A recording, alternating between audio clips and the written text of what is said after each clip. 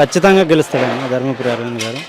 ఆయన ఇంతకుముందు ఎంపీలు అంటే ఏదో నామమాత్రంగా ఎంపీ అంటే గెలిచిన తర్వాత మాత్రం జనాలకు కనిపించేవాళ్ళు కాదు. అరవింద్ ధర్మపురి మాత్రం గెలిచిన తర్వాత ప్రతి క్షణం ప్రజల కోసం, ముఖ్యంగా పసుపు రైతుల కోసం తను ఎంత కష్టపడ్డాడో మాకు తెలుసు. తన గెలిచిన మరుక్షణం నుండి పసుపు బోర్డు కోసం ఎంత తిరిగిండు, ఎంత కష్టపడ్డాడు, చివరికి ఫలితం వచ్చింది. ఆ పసుపు బోర్డు ప్రకటించడం వల్లనే ఈరోజు పసుపు ధరలు పెరిగినాయి. పసుపు రైతులు చాలా ఆనందంగా ఉన్నారు. ఎన్నో సంవత్సరాలు, దాదాపు 5-6 సంవత్సరాల నుంచి ఈ పసుపు పెట్టడం కూడా లాభం లేదు, ఇక వదిలేద్దాం అనుకుని ఈ సంవత్సరం చాలామంది కొంతమంది తగ్గించిండ్రు. మహారాష్ట్రలో పంట పెరిగినప్పటికీ మన దగ్గర మాత్రం తగ్గించిండ్రు.